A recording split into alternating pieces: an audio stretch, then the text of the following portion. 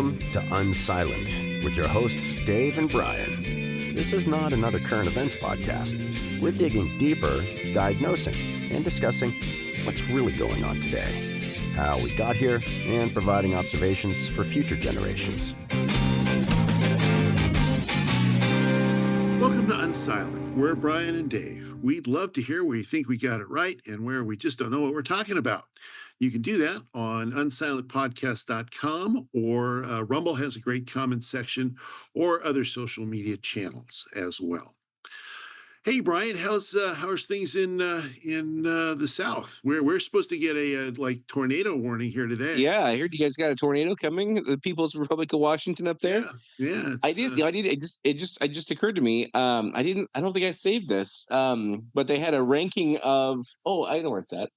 It'll only take me a second to find it here. There was a ranking of the states of tax increases or decreases recently, and I thought of you. Can you imagine why? Yeah, because we're in the increase category pretty substantially. Number one state for tax increases is Washington State, with a 7% increase in taxes. Yeah, since 2000. Well, and I saw several charts that relate to this. I mean, it just goes to the disconnectedness of the political leaders in this state, in the majority party, the Democrats. What was it, in the last 20 years? I think it was median income increased like 63%. The state budget increased 132%. And then here's another one that you're in Arizona, I'm in Washington, about the same size in terms of population, but yeah, almost identical. Just your state spends a little over $8,000 per capita, and Washington State spends over $12,000 per capita. So, another, depending on how you want to slice that, another 30-40% above what.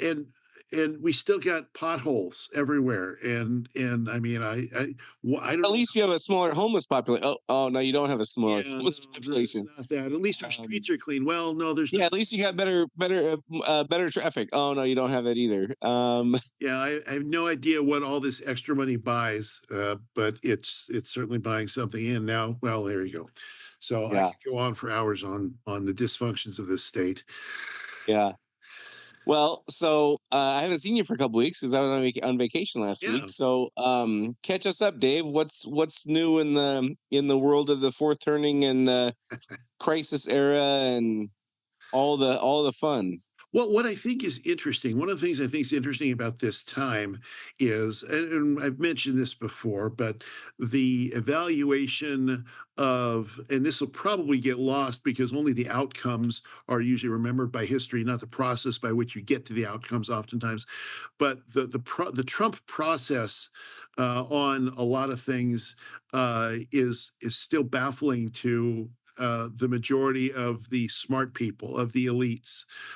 So just today, for instance, we had an announcement that today and yesterday that the ceasefire in Ukraine has expanded. Again, so it doesn't include. So now it's supposed to exclude the Black Sea, so that there can be shipments from Ukraine. Ukraine's one of the biggest producers of one of the biggest agricultural producers in Europe, if not the biggest, probably the biggest in wheat.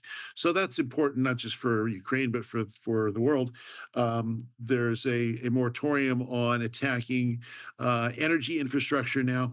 So there's all of this that's happening, but at every stage along the way, the smart people, and I use that in air quotes, the smart people evaluate whatever stage they're at as if it's the end stage. In other words, right. If Trump says, well, we're having very good negotiations with President Putin, you'll have a bunch of commentators say, well, why doesn't he say that monstrous, horrible, evil dictator, crimes against humanity, nasty guy that I hate and I'll kill if I ever see him? Why doesn't why does he use such flowery language? Because he's in negotiations with him and there's an outcome that he's going for, and this and that. So each step along the way, there is a misunderstanding about how about what his process is. Right. There are still some things that are a bit baffling to me. So the fascination with Canadian tariffs are that one I don't understand. I mean, there generally speaking, there's been a bunch of those, a bunch of the tariffs that I think have worked well for us. You've got a number of companies globally that are investing billions and billions and tens of billions and hundreds of billions of dollars to bring manufacturing in the United States. So I would say that's a win on tariffs. The Canadian ones, I'm not sure I understand where he's going with, but at the end of the day, it comes back to that same thing. The people that are evaluating these things don't understand that there's a different process that he operates by. And they talk about it as transactional. I don't necessarily think it's purely transactional. I think there's an end goal in mind here that the transactions perhaps are leaning to. And I also don't give him, I don't say that everything he does is great too. I mean, there's some of the I agree with most of the tariffs. The Canadian one, I don't get. I think I'm uncomfortable with it because of the overall structure of the thing. So this is the other thing that I find interesting in the fourth turning space is you're either supposed to hate Trump or adore him as the savior of America. It's supposed to be one of the Wow. two. You're not supposed to be in a spot where you say, like I do, this has been good, don't like this. You're not supposed to do that because then Right. it's not, you can't Well, be you're pigeonholed. you're you're cheating on your tribe for Yeah, that's sure. right. Yes, that's right. Yeah, Yeah. you're disloyal. You're a traitor to your tribe. Right. And real quick, you and Dave and I try to talk about things that won't make the history books in 67 years. And we're talking to future generations about what this moment in time is like. And so we're trying to capture things that will represent what the mood is like more than things that they can look up in whatever virtual encyclopedia they have at the time. But I'm looking at a chart that I saved. I wasn't planning on talking about today, but you brought up the tariff thing. And this is a chart that I won't share because it's a fairly convoluted chart. But um, it shows trade barriers for the G20 countries. So G20 countries include Argentina, South Korea, UK, India, Turkey, China, Brazil, Russia, Saudi Arabia, Australia, Canada, Italy, France, Germany, Indonesia, Japan, Mexico, and the United States. And it ranks them in the order I just gave you of the highest trade barriers and the lowest. So it shows a scale on the bottom that goes from 0 to 25. I think that's percent. Probably I percent. don't I don't know. I think it's I don't know. It doesn't specify what it's a percent of, so maybe it's like across the board, like the average percent. I Yeah. don't know that part. The chart doesn't really explain that very well. Um, but the United States is the lowest tariffs that it imposes. Yeah. Argentina is the highest, then followed by South Korea, UK. Canada is about a little over halfway down. Hmm. So we total in trade barriers, they got two different categories here. And again, I don't understand this stuff well enough to know what the categories mean, but we're at around 7%. Canada's around 15%. Oh, okay. So substantially higher. I Yeah. think this means across the board. Again, I don't know for sure. Argentina is 25% though. Yeah. UK looks like it's about 23%. China around 18%, it looks like. Saudi Arabia around 17%. And then you get down to where Japan's like 12%, Germany is like 13%, 12%, somewhere in there. But whether I agree with what he's doing or not, and I don't understand all the nuances, of Yeah. course, but this chart does pretty simply show that we impose far lower tariffs Than other than people. those Yeah. countries do. Now, Yeah. you could argue, I suppose, that our wages are higher, so it would not make sense to do that. I get all that stuff. Um, I think that my take is that I think he's just sending a broad signal. Like Yeah. this chart does illustrate, you could take the posture that this is unfair, and I'm sure there's nuance to it. I'm sure there's details that Sure. matter that I would not have the knowledge to be able to explain or understand, even in some cases. But I think he's just sending a broad signal, like nobody's safe. Like you either Yeah. want to work with us or you don't. And he's been very clear, though. The way to avoid all these tariffs is bring the jobs here. Sure. And that he's been very consistent on, no Yeah. matter who the country is. Yeah. And so I agree with you that it's the modality that everybody's hung up on. I think people generally, like the populace, generally understands that we're kind of getting hosed from the perspective of, Sure. champagne coming from France gets whacked, an extra 40%, but whiskey going, Jack Daniels going from here to there gets whacked at 250% or whatever. Right. Right. They are substantially different Yeah. numbers. And it doesn't necessarily make sense. I think everyone, meaning our citizenry, our representatives, other governments, and other citizens in other countries all just kind of have the posture of like, you got the money, who cares? Right. Yeah. Or we got Yeah. the money, who cares? Yeah. I think that is the point that he's maybe Yeah. getting at I more think than that's like true. whether it's 12% tariffs or 15% on this country or that country. I think that he's, again, like it or not, speaking to what the general populace would say is unfair. And again, I know there's nuance, I know there's detail, and I'm not trying to capture every little sophisticated point Right. here, but it is like, just because we have the money, supposedly, we're $36 trillion in debts. I would argue we don't, but Yeah. Do whatever. we have the And money really? the median tax rate for is like 30% or something like Right. that now. If you, depending on what state you live in California, it's over 50% in Yeah. some for some like middle income people. Right. To just have this approach like, well, who cares? We have the money. I think we do need to adjust that and address that. Absolutely. I think there's to be an American means that you value fairness and you value Yeah. equality. Even if sometimes we don't do it right, that's what that's one of the values. And so Yeah, it and to clearly, your point, I want to share a video that it ties in perfectly with what you're talking about here. This is a video that I saved on Twitter here a week or so ago, but it's from when is this from? Hang on a second here, see if I can figure out where this is from. 2010.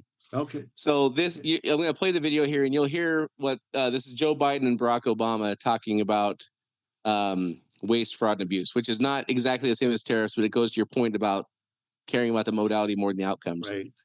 Right. Everybody also agrees, I got from this morning, but I think we had before, that we waste a heck of a lot of money, and that somewhere around a third of all the dollars we spend on Medicare goes for nothing useful. We're not cutting Medicare benefits in this. We're trying to eliminate the third of the problem that's a waste, and this is a big entitlement. It's a big entitlement. Medicare, it exists. We got to figure out how to keep it from bankrupting the country without denying seniors what they're entitled to. Everybody else. So, it's kind of shocking to see a semi-lucid That Joe. was a Republican. Was that a Republican there? Republican. That was Joe Biden sitting next to Barack Obama and Nancy Pelosi, and you saw the likes of Mitch McConnell in the background Yeah. and other various never Trumpers, Yeah. all quietly nodding their head in agreement, and Yeah. even John McCain was there. And anyhow, these same people who were saying that there's waste, fraud, and abuse, 15 years ago now, are now decrying that. And again, the position they're taking is it's not that he's cutting waste, fraud, and abuse; it's how he's going about it. Right. And I actually listened to a podcast yesterday where Neil Howe, one of the authors of Fourth Turning, was talking about this, and he's dismayed about how Trump is going about this. And he used the Department of Education as they did it right there. They said it was a reduction of force. They followed all the proper protocols. But when it comes to USAID, or USAID, you really shouldn't. You kind of went around the system and whatever. And I was listening, and again, I don't know Neil Howe's politics. He strikes me as a never Trumper, but probably a pretty conservative guy because Sure. he's a Wall Street guy, and Right. but I don't know. He doesn't come out and like declare that kind of stuff, and I'm not saying he should, but I get the sense he's not a fan of Trump. Although he also understands in the Fourth Turning things that we've talked about before, Abraham Lincoln suspending habeas corpus, and those things do happen in Yeah. these eras where his one of the hypotheses he kicks around is democracy works great when things are going well. It doesn't work so great in moments like this where you have 51% of the population who believes one thing and 49% who believes the other, and that 2% delta toggles back and forth depending on what's going on, right? And so as I'm listening to him and others talk about, well, it's okay to do this stuff, but you can't go around the system. And I'm thinking, I agree with that 100%. I fully believe that. And I also recognize that if we try to do it the way it's quote unquote supposed to, or quote unquote historically been done, we probably wouldn't make any progress. Right. Well, that's it. That's I don't exactly believe it. people are just gonna go, okay, well, as long as you follow the use the language you want and go through the right channels, we'll support this. I don't believe that's what's happening. I don't think that's what's gonna happen. No, not at all. I mean, there's no question that the system is pretty close to irrevocably broken. I mean, when you have the things that I mean, and I've believed that, and I've known that for a long time, just based on paying attention to what's happening in the world. But when you see the things that Doge is uncovering, yeah, Doge is not going to solve the national debt. They're nibbling at paltry sums like $1 billion here and a 10 billion and Yeah. 100 billion there. Yeah. It's just it's not even worth stooping down and picking up if you see it sitting on the sidewalk when you're walking down the road because it's so small. Yeah. Well, It's only 0.0000001% of the total budget, so who cares? yeah, so who really cares? $1 billion here, $1 billion there. It's chump change. But at the same time, the things that they've uncovered systemically, are things that reinforce the idea that the system is broken, perhaps beyond repair. Because when you could Yeah. have, and I don't even remember, there was some 4-letter agency that did something for consumer protection or some such thing that I'd never heard of before. And I pay pretty close attention to a lot of the stuff that happens, even some a little bit more, I think, than a lot of people do, just because I'm weird. And there was something that I had never even heard of. They had 60 employees. They had a 9-story office building in DC for 60 people, who who are regularly, I mean, it was like some kind of TV show. They were regularly taking 2 and 3 hour lunches. They all have unlimited debit cards to do with what they will to buy that pays for their cars. And nobody could point to any actual accomplishments that this organization has made in like 10 years or something. Yeah. And that type of thing cannot occur in a well-managed government. That just couldn't, it's No. not possible that would occur. I watched an interview the other day of it was probably a Fox. It was somebody, a conservative interviewer, like a man on the street kind of interview thing. And so again, the people he would be talking to would not be, genuinely interested in talking to him, being forthcoming or honest Right. and that stuff. Right? So you got to take it with a grain of salt, I guess. But there was these people protesting their department being shut down or layoffs happening as a result of some of these cuts. So they're government employees picketing out front the building they used to work at. Right. And this guy interviews one of the protesters and he asks him, so what would you say you've accomplished in the last, little while? I can't remember if he said week, month, year, whatever, but it wasn't a week, but it was a decent amount of time, let's say a month or a few months or a year or whatever.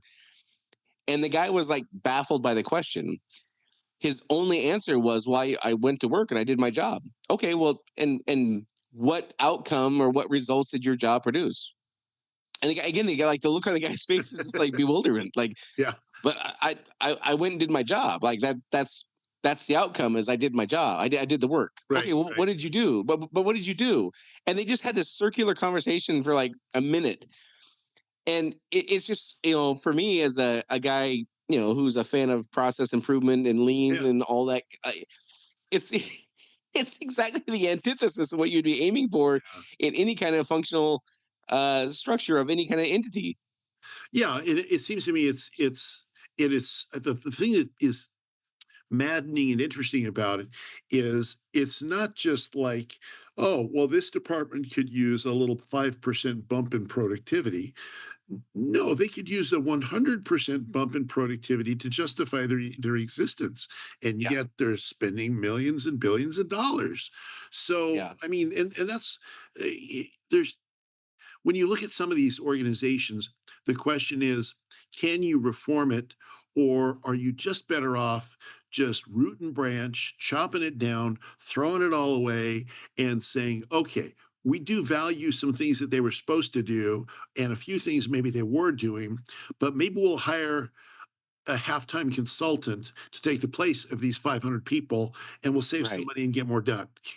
Yeah. Like that's Yeah. the level that it's I at. also think there's other more abstract outcomes that not just Trump, but the entire administration are looking for. So, for example, I think that you and I talked recently in weeks about just the pace that things are happening Right. is blistering relative to other administrations. It's got to be 100 to 1 as Yeah. far as the pace that things. I don't think I'm exaggerating there. I think that's probably a I pretty would legitimate agree. count of how fast things are going, as compared to what quote unquote normal would be.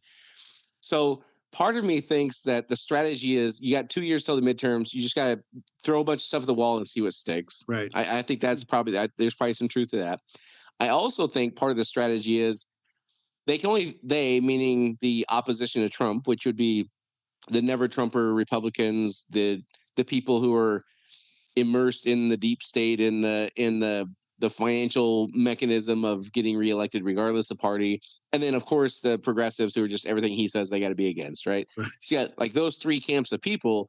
When you throw so many things out like that, they kind of have to choose the battles that they're willing to really fight that Right. will go to the Supreme Court. And on those issues, we will get clarity, if nothing Yeah. else. Right. Yeah. And so I think those, I don't know, again, I'm not in the room, so I wouldn't know, obviously, but I don't think we can dismiss that those outcomes are maybe as important as, you know, whether or not we keep the 600 employees who were laid off, or we keep 400, or we keep zero. I think Yeah. that I think they're all kind of part of the same strategy. And some of these things we just do need to get clarity on. Like, that Yeah. you and I talked over a year ago about part of the things that the founding fathers didn't see coming. They saw lots of things coming. One of the things they didn't see was Congress absolutely deferring their responsibility to bureaucrats. Right. Like, it goes against what you would think people, come to power. They want to have say and stuff like that. Well, actually, what turned out to be the case was they want to get reelected, so Right. they deferred responsibility, so they couldn't be held accountable for votes that went a certain way, and they started doing these omnibus bills and in what do they call it, the Continuing resolution. court they what's that? The CR you're talking about? Yeah, but there's like a thing that they call it when they add something onto a bill that's going to pass just as like a favor to somebody. They call it like Oh, a the dog ear or something. amendments. Yeah. Yeah, they have a term Yeah. that they use for it, but um, I don't think the founding fathers saw that coming. Yeah. So Congress has deferred much of the responsibility to bureaucrats, Mhm. and getting Congress to agree on repealing any of that stuff is going to be nearly impossible. Yeah. The country can't afford to continue doing it, Right. and the executive's not supposed to do it. Right. So the Supreme Court's going to have to figure out like what's the path here, and I think that part of the strategy has got to be getting clarity on from the Supreme Court. So if it comes down, they say no, the executive can't do this. It has to be Congress. Now Trump can go to Congress and say, look, this has to be you. The Supreme Court said, Yeah. get your act together and get this stuff happening. I think all those things are part of the strategy, not just how many dollars we save. Yeah, I think that's true. I think, and because Elon knows that they're not going to save enough money to really make a big dent in the Yeah. issue of our fiscal stability. But yeah, I think it is true. I think there's a PR piece there. Look how much money we've been wasting, and I think there is a process piece that says, look, we just have to do things differently than we've ever done before because we're going to go bankrupt and we're going to fall apart, and China's going to eat our lunch. I mean, which they will if we're not careful. So just push it to the limit, see how far we can go, and then let the Supremes take it. Although I suspect that there's a number on the Supreme Court that will relish this opportunity, and there's a number of those that I think or there's some at least that are strict institutionalists that just want to preserve the status quo. They're going to be Mhm. uncomfortable with them. That's really the risk in pushing everything over to the Supreme Court, is because John Roberts, maybe Amy Coney Barrett, maybe some others will want to preserve the status quo. But they have to be smart enough to realize. I mean, they are smart enough. They can't get the Supreme Court if you're a complete idiot. I don't think. Yeah. Um, Well, maybe one exception. well, I, well, that's why I said I don't think. I'm going to leave a little bit of an open door there, um, but if you're there, you've got to see that the way things are running is not a long-term strategy for success, and we can only coast on our past successes for so long. Well, and I think that this is one of the undergirdings of what leads us to the crisis areas. Everybody wants to deflect responsibility. Right. Nobody wants to be the one who has to stand up and say, as Barack Obama used to say, you got to eat your peas. Yeah. Nobody wants to be the one to say that in a meaningful way that's Right. actually going to cause consequences that are going to be negative, and you're going to be the one who said it. Yeah. The Supreme Court doesn't want that. Congress certainly doesn't want that. And Right. no executive prior to Trump for decades was willing to do that kind of stuff. And I think that's what gets us here. And so it gets to the point where somebody somewhere, whether it's the Supreme Court or Democrat leadership or Congress leadership, somebody's have to again be willing to stand and take the tomatoes and just be like, Yeah. "Yep, I know it sucks, and you probably won't get reelected, and I'll probably get whatever consequence, but this is what has to be done because we can't kick the can down the road any further." Yeah. And I think that's what gets us here.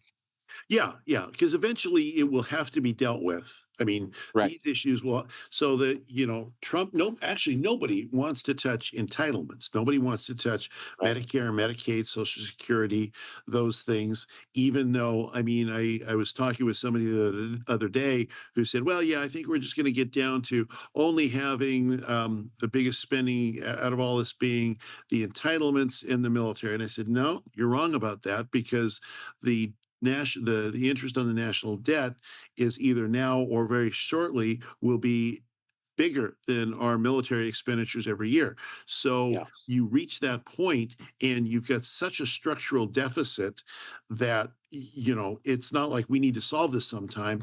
It's like, if we don't solve this now, then we're going to have food problems. We're going to not be able to defend ourselves and our allies. I Yeah. mean, some of this stuff about getting the allies to step up and, fund a bigger chunk of their own defense, a significant chunk of their own defense, is also, I think, it's not only the correct thing to do, and it is the correct thing to do. It is the right thing to do. I mean, the only reason you form a country in the first place is so that you can have weapons to keep the other tribes from taking your stuff. I mean, this is Right. the reason for governments to exist, is the military. Yeah. No, it's reasons. Free healthcare is a reason. No, the reason for a government to exist Yeah. is to have a military. That's it. Um, That's it. Yeah.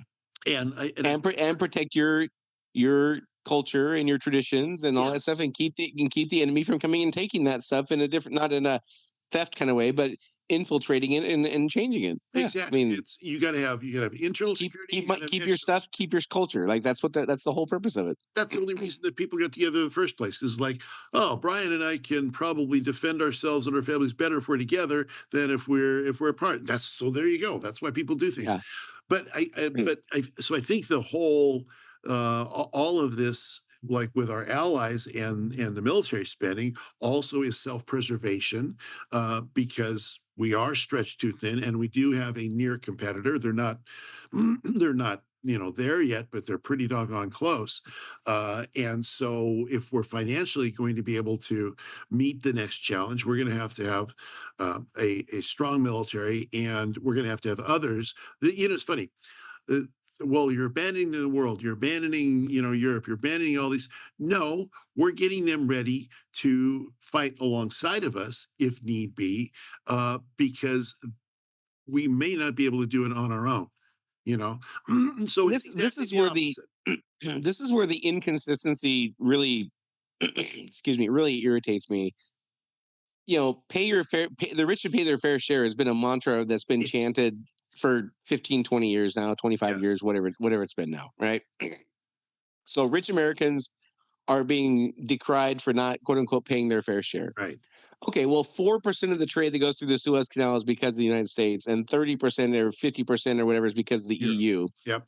Yet we pay 80% of the financial burden to keep that canal free to open trade. Right. Okay, so where's your pay your fair share mantra now? Right. It doesn't apply because it's not Americans. We're not hating ourselves, so it doesn't apply, right? Right. And the same thing with tariffs. I've been hearing for 10, 15, 25 years, whatever, that increasing taxes for corporations has zero effect on the consumer Right. because the billionaires they'll just have to figure out a way to charge less, and it'll offset, and the consumer will see a net zero difference in price, but the billionaires will make less because they'll have to take less money for their goods and services. Okay, now we talk about tariffs. Well, tariffs is a tax to the consumer.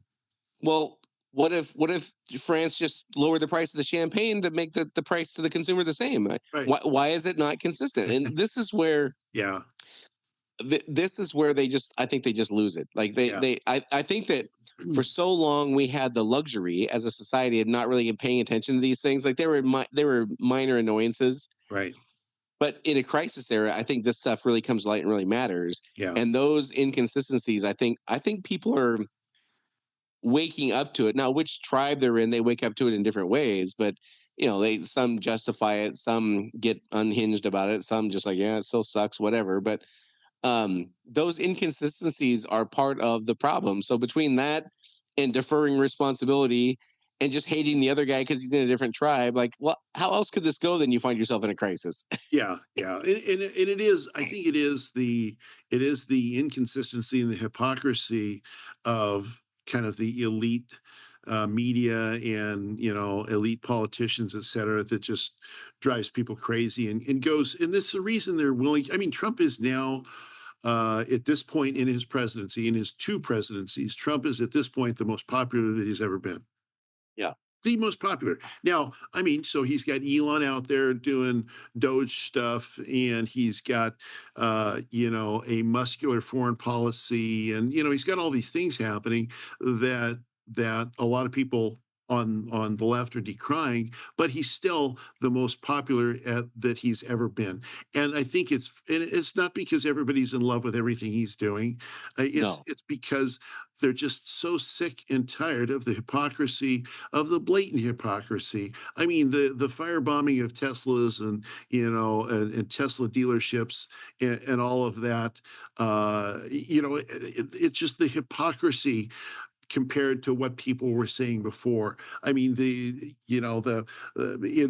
heard it said this way on that particular topic, that to the previous administration, parents going to school boards complaining about school curriculum that was blatantly sexual, they were domestic terrorists. But no, Yeah. the people that are firebombing Teslas and painting swastikas on Teslas and blowing up charging stations, these are just people who are justly angry about Yeah. a department getting cut in the federal government that they don't know what it even does or what benefit it even provides. Right. That Yeah. hypocrisy is what empowers normal people or empowers Trump to do the things he does, because normal people said, no, I don't think my neighbor is a domestic terrorist. And I think you with your firebomb are. I just have this sense. Yeah. And elected, policymakers of all ranks, federal, state, local, whatever, if they did ever put up a fight about that, all you do is call them a racist, call them Right, a sexist, call them a xenophobe, call them a homophobe, call them right, a phobophobe, like whatever, and they would all cower. right. And so this is what gets me back to the thing with Trump that goes back to what Lincoln said about Ulysses S. Grant. Yeah, he's a bastard and he's an alcoholic, he's a womanizer, but he fights. Yeah, I don't care. He fights. exactly, Nobody exactly. else. I had 9 other generals. McClellan wouldn't do it. The other ones wouldn't do it. Right. I had all these. He fights. I don't care what he does in his personal Yeah, life. And I yeah. think that matters in these eras. And it also goes to the point of it's further indication of the era that we're in. Because in the past, we would have looked for somebody who will get along and will try to accomplish our policy achievements, even if they don't get them all. That's what people would have been satisfied with. People are not Yeah. satisfied with that anymore. They're like, it's fundamentally broken. It's fundamentally flawed. We don't think you can tweak around the edges. You just got to go in there with an axe and cut down a bunch of trees and start over. So maybe a piece of the crisis that you and I've kind of danced around but not really taken on head on is this hypocrisy kind of churns under the surface for decades, Yeah, and then the consequences of that hypocrisy come to light, and then we have to deal with that hypocrisy, and yeah, boom, now we're in a. I mean, talked about a lot of different things. I don't think we've actually talked about that directly, but that makes sense to me that all this hypocrisy and shifting your position, like 15 years ago, cutting Medicare waste was good. 15 years later, cutting Medicare waste is bad. Like that stuff has been happening. That's not a new phenomenon. That's been happening since 1948, probably, sure, and on all kinds of topics across the spectrum. But again, we just mostly didn't pay attention because the consequences weren't significant. right, People weren't going to jail for going to school board meetings. People weren't going to jail for surfing in the ocean 100 yards away from the nearest person and during a COVID lockdown and all that right, nonsense, right? And as people start getting affected, which you and I have talked about before, no change is going to happen until the right people start getting affected, or enough of the wrong people start getting affected. And I think that both of those things have happened over the last 5 years, whether it's the guys in Silicon Valley who changed Yeah. their posture on Trump because of the debanking stuff, or the everyday Americans who were tired of, inflation going up at 2-3 times the pace of wages, Right. or Mm. employers, small business employers who had to shut down during COVID, and Costco and Walmart were able to stay open. Like it pissed a bunch of people off across Yeah. the spectrum, you know? Yeah. Yeah, and it is fascinating to see that. I think the other thing that's driving the left in particular crazy is what you mentioned a few minutes ago, and that is their typical uh, retorts and their typical fighting back on those things no longer works. So Right. so they're angry and they don't know what to do because they can't just run out and say, "Oh, Dave and Brian, they're just racist, homophobe, bigot, xenophobe, Yeah. whatever phobe kinds of things, transphobe, etc." And you say this to people now, it's like, oh, okay, you're an idiot, go away. So there's a I think they don't know how to handle it. They don't know what to do with Yeah. none of their tools work anymore. You can't just go on the View and decry, well, this most, because nobody pays attention because everybody knows it's all Right. a bunch of junk. They know it doesn't matter. Yeah. Well, a guy I listen to, I don't listen as much as I used to because I just don't have the time to take on that many podcasts, but I used to listen religiously every day. And that was Adam Carolla. Mhm. And he's been saying for 15 years, and his quote is, "There's never been a better time to be an actual racist." Yeah. And what he means by that is, so many people are called racist who aren't, Right. that you just blend in with regular folk if you are an actual racist. Right. Like the consequence of actually being a racist have been diminished so much because everybody who disagrees with Nancy Pelosi is a racist. Right. Therefore, you're not a stigma anymore. You're not a Yeah. pariah anymore. Yeah. And I think the other thing that this is something else I saved for for our conversation today is many of these supposed instances of racism, whatever, turn out to be hoaxes. Like Yeah. here's the Oh, yeah. latest one. This is from yesterday. Latest racism hoax, and this is from a reputable. Again, I don't know if the legitimacy of the story. I've seen it on a few different outlets, so I think it's. I'm confident enough that it's true that I'm Yeah. willing to share it. Allentown, Pennsylvania. City worker planted noose on her own desk, I saw and that. then said it was a racial thing. She's the one that now again. So these things would not have made the news 10 years ago, Right. and they're making the news now though because of Twitter's got free speech again, and like Right. these things that people, you don't have to be Walter Cronkite to decide what's newsworthy. It's just Right. it's out in the zeitgeist now, and so these kinds of stories are carrying more weight and more buy-in from people than the actual news stories now, Right. because more often than not what is being discovered is that those things are turning out to be false. They're self-induced, like in this case, and they're there's also the case from, this has got to be 6-7 years ago. I think it was San Francisco, or it was Oakland, where in the city park they found quote unquote nooses hanging from trees and bushes and stuff like that, and they launched an investigation, and it turns out it was a black man who had put him there for exercise. And they were like stirrups he would put his hands and feet in to like do push-ups and things like that in different positions to Right. increase the body weight and stuff like that. He told him this, it was him, and the city council and the mayor said, "Yeah, we're gonna do an investigation anyway." Yeah.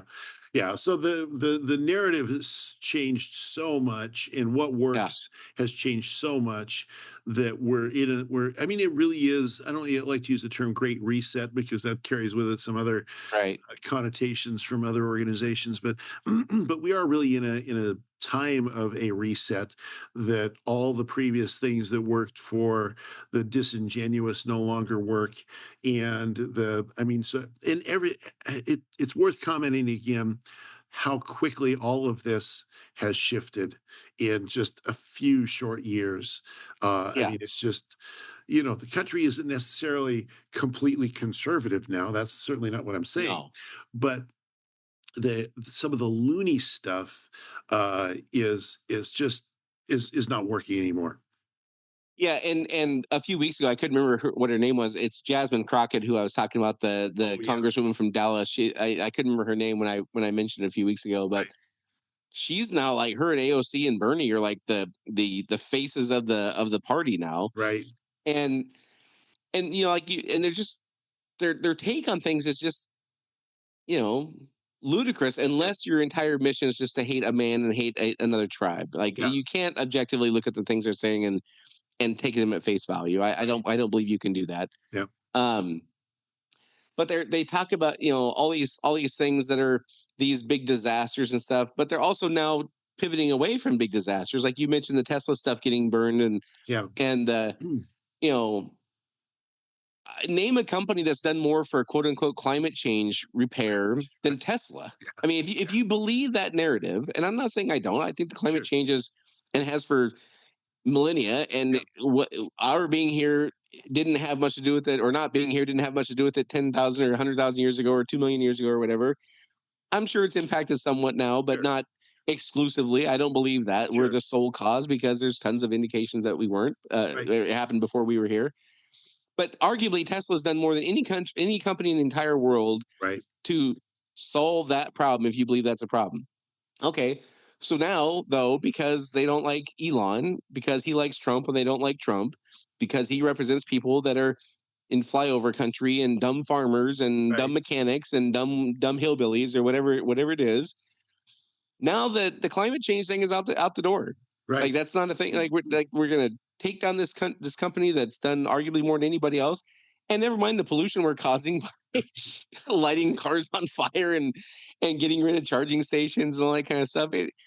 It's all just becoming, it's just nonsense. Yeah, There's none. It appears that none of these people really meant anything they said. no, A lot of these things were all either just straight up lies, or lies because they were funded lies, and people made a lot of money by saying these things, or sure. both, probably both.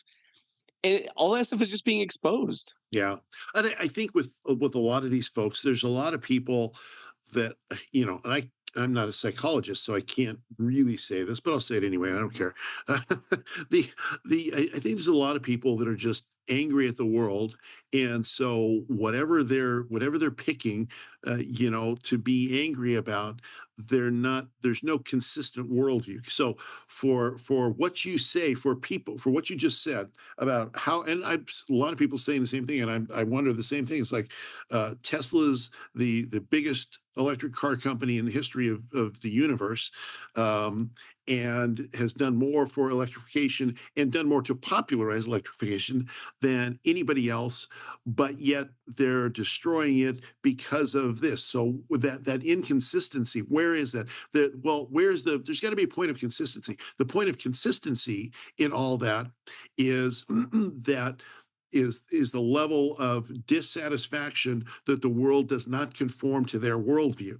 And so therefore a minor point in that, which was a major point when it got news media coverage, which you don't get much news media coverage of climate change anymore. I mean, No.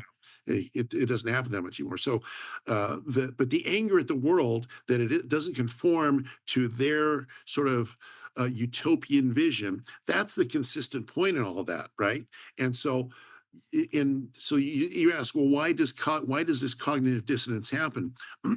It happens because because the unifying principle is anger at the world, and anger that things don't work the way they think they should work. And so therefore they're willing to sacrifice one doctrine of their religion, climate change, being serious about climate change, for the greater doctrine of being angry at the world and the system and the colonial system and all that stuff. Yeah. It's the same thing. I think it's the exact same thing that we talked about this a while back. Where you couldn't go fishing during COVID because you might spread the disease, but you could protest George Floyd's death with Yeah. 10,000 other people in close proximity. So Yeah. the underlying principle is the organizing principle of angry at the system, and these other things are just useful as they support that. So I have a similar but slightly different theory. And again, I'm not a psychologist either. I'm not a behavioral specialist. I'm none of those things. I have a high school education and no more. My theory is very similar to yours, but it's different in that. And I mentioned this. I've mentioned this a few times. But most recently, a couple weeks ago, that I think one of the major structural things that leads to the crisis era is a movement from personal responsibility, duty, obligation Yeah. to lack thereof of all those things, right? Yes. So I look at it more as the same cohort you're describing. Rather than take personal responsibility for things, they blame others. Right. And well, how they choose who they blame, well, it's whatever's convenient now. It doesn't matter as long as it's not me. Sure. Where those of us in the world who think like you and I do, or in our country who think like you and I do, have a fundamental belief that, yeah, we're all dealt a rotten hand. Yeah. None of us escapes childhood unscathed. We all Right. have baggage and trauma we've endured to varying degrees, and it's not fair. Yep. And I'm still largely responsible for my lot in life. Exactly. And whatever problems I have are likely because of me, not because of they. Right. And I think that is as big a piece of all this as any of it, It which I is agree. that half of us believe in traditional Judeo-Christian values, which implies that we are the cause of our own problems by and large. Again, Yeah. there's always mitigating factors, some more significant than others, and it's not fair. Yep. And still, I'm the biggest culprit when it comes to things that not going well in my life. Versus progressive folks see our view is correct. It's the world is screwed up, and if I got to change who I'm angry at day to day, it doesn't matter because as long as it's not me. Right. Yeah. No, I think that's very, very much the case. And I think that also comes from the we've talked about the generations that make up the saculum of the age that we're in with the coming to the end of this age with the crisis. And at the beginning of the age in the 50s and early part of the 60s, the first 20 years after World War II in particular, there was a great focus among most on personal responsibility. So here's your responsibility to your community, to your family, to all these things. Today, Yeah. and that has waned over time as we rebelled against the previous generation. So in the Yep. 60s, you could see the seeds of what we're talking about right now happening in the 60s. Stick it to the man, Yeah, and free love. free love, peace, sex, drug, love, and sex, drugs, and Yeah. rock and roll. If it feels good, do it. Yeah, exactly. And so that's a focus on self and on the power of self versus the power of society. And now we're at this low ebb of that. And actually, I mean, it seems like it's bottomed out to a great extent. We still have the crisis to face. There's no Changes week to week. Yeah, it does. And then who knows, back to the whole, Trump era, that who knows what's going to happen in 2 years, Yeah. or in a year. And I mean, it's amazing. It's just March, and all this stuff has happened. So January 20th to in 2 months and 6 days. Yeah. 2 months and 6 days. So, but it is all of those things have put us in this place. The previous generations have put us in this place as we slide from that maximal time following our great personal sacrifice or great national sacrifice in World War II. Yeah. Yeah. And before that, the Civil War, and before that, the Revolutionary War. Yep. And along those lines, I've been listening to this podcast called End of Civilizations. Oh, sounds So cheery. yeah, I love it actually I think that the narrator actually does a fairly good job, but Yeah. he explains how these great civilizations like the Mayans and the Incas and the Han dynasty in China, Right. and how they came to be these great, super influential dynasties, and Right. then how they collapsed, right? And it's really fascinating. He doesn't get into stuff we talk about. He talks more about, there's a lot of climate related things that happen, like a flood would happen or a river would move or, Sure. whatever, right? Anyhow, I was listening to one on the Han Dynasty, and I'm going to get this guy's name wrong. I think his name is Sumat Chayan, I think is how you say his name. Right. This is from 170 BC.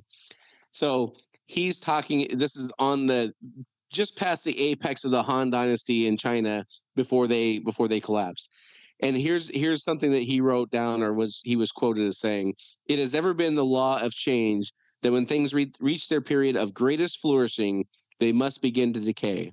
Mm. And he was talking about the same things we're talking about, like the great civilizations, great empires.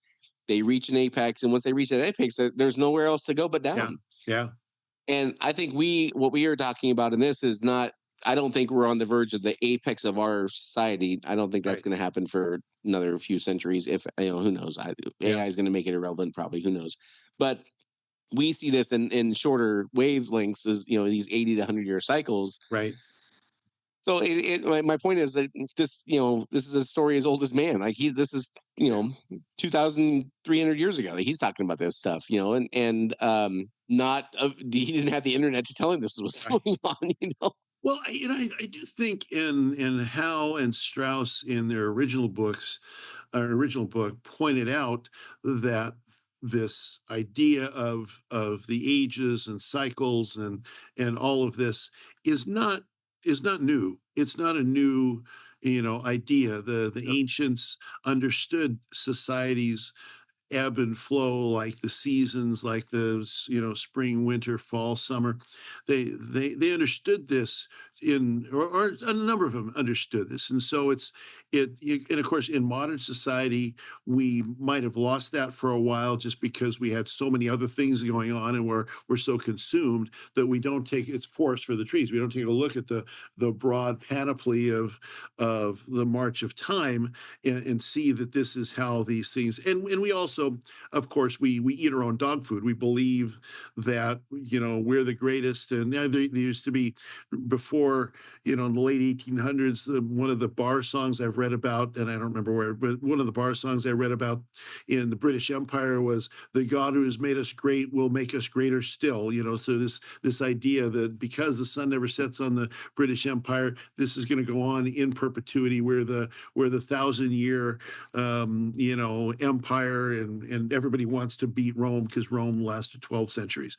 So there was this belief that where we're at now, it can't go down. It's only going up, and that carries within it the seeds of its own destruction. The belief that where we're at can never be challenged and can never, because you get lazy and you get fat and you get unwilling to make the changes you need to keep going. I think the other thing that along with that's happening, and I don't know if this is a macro or micro or intermediate kind of a thing, but listening to these podcasts of these, like the Assyrian Empire, it was around for 2,500 years. By the time they'd been a dynasty for 2,000 years before they even really got going. The difference was the people in 2,400, 2,043 years into the empire, the people that lived in that era looked to their forefathers as showing them the way. Right. Our forefathers taught us this, therefore it's the way it's to be. Right. And we look at it as if we've matured and we're more sophisticated and we're more educated. We know better than those rubes who lived 500 years ago. In some cases, I would agree that that's true. Yeah. But I think in a more collective sense that as humans, our thinking has changed on that front from learning from our forefathers. And so those of us who cling to the Constitution and Declaration of Independence as like the roadmap from our forefathers are looked at as dummies. Right. Because the educated folks, quote unquote, educated folks, we've outgrown that. We're more sophisticated. We're more mature. We're smarter. We're better. We're more educated. We have technology. We have all this stuff. And I don't know if that's really helping us so much. Well, there's an old phrase: "Pride comes before the fall." And when you believe you're all that, and when you believe it's what the biblical story of the Tower of Babel says the exact same thing. If we build this tower, there will be nothing impossible for us. And you start to build it, and God says, no, and it all falls down. So it's that.